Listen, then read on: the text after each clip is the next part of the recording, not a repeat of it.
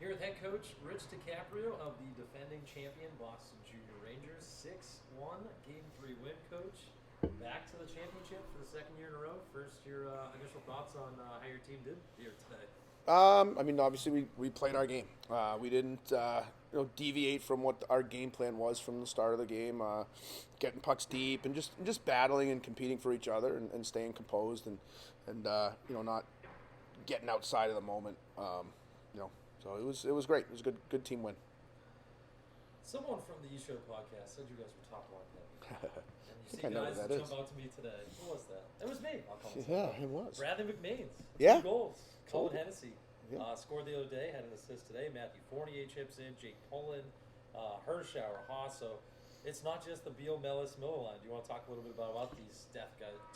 Give them a little bit of the spotlight here. Yeah, I mean, they've been, like I said yesterday, those guys have been great all year. I mean, we've got 4 lines that can score. I don't ever match lines. And I'm confident in every line and how they can produce offensively, but also how they can play in the D zone. They're very responsible. Our centers, 4 centers right down the middle, are very responsible in the D zone. The wingers understand their roles really well and they execute. And it's just 12, 13 forwards in the lineup every day that you can put in any situation, whether it's a power play, penalty kill, 5-on-5, 4-on-4, whatever. It's just they're all great players and super happy for them to be able to play Saturday for something special. Yesterday, 4.5-hour game. Today, well under that 4.5 hours, but Felt 4.5 hours. Right. In all seriousness, no, coach. One thing we all noticed about your bench is today we had a couple more challenges, right? The Jake Hines, what we thought was a goal, was not. It was a tie game at that time. It seemed like your guys responded very well to that. How do you keep the bench and these guys calm in moments like that? It's just something from day one when we're in training camp, or the way we practice. Every pregame scrimmage, the games, it's just something it's habitual that we try to instill in our players, that you just stay calm, stay in the moment, don't ride the emotional roller coaster. And if you do that, usually things you'll be successful in difficult situations. So, but yeah, they do a great job. And there's a couple guys that I have to pull back a little bit and say, hey, I don't know if you're going out next shift if you can't keep that language out of your mouth. So, but no, they're all good kids and understand. What it takes to compete in a tough game like that. I mean, the Avalanche are obviously every year one of the hardest teams to play against. They're very well coached and they bring it every single time. I mean, when we were up 5-1 with 4 minutes left in the game, I said to the guys, it's not over. You take one bad penalty, you take a 5-minute major, and they have an opportunity. They can score 4 goals in 3 minutes with the way they play. So, but it's a great bench. I love the guys.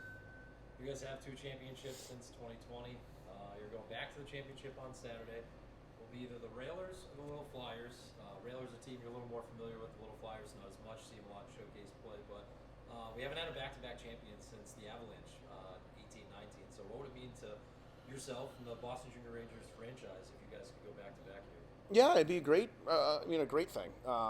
It's something that we strive for every single year, is to be in these situations and to be in this game. And you do have to get a little bit of luck on your side to get to these games and to win in those games.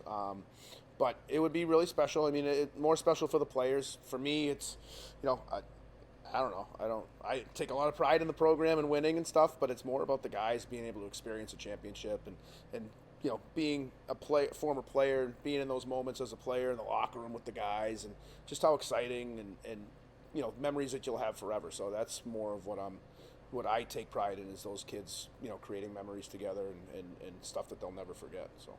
You have a lot of guys we've talked about all week long, right, that are returners from last year's team. They know how to get the job done. The Tate Ellis's, the Caleb Millers, the Brett Beals, but you got some other guys that haven't been accustomed to the championship. We go from a 3-game series to a 1-game series. So what is it that maybe those veterans can do to help, and yourself with all the history that you have, help teach some of these young guys about how you kind of flip that switch from a 3-game series to it's 1 game, you got to go out there and you got to get the job done? Yeah, well, I think playing in a game like this, a game 3, in this situation, that's how you approach Saturday. This is game 7, right? This is what we just went through. It's a 1 game, win or go home. So, that's going to be our mindset on Saturday. It's Game 7. You got to play smart. You got to stay out of the box. You got to get pucks deep, and whether we're playing Worcester or Little Flyers, either one's going to be a tough challenge, and we got to be ready to go. So it's and they'll be ready to play us. So again, it's hard work, playing the right way, but also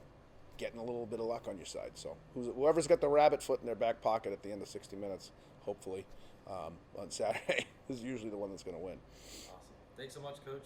Congratulations on your win today, and we'll see you Saturday in the championship. All right, thanks.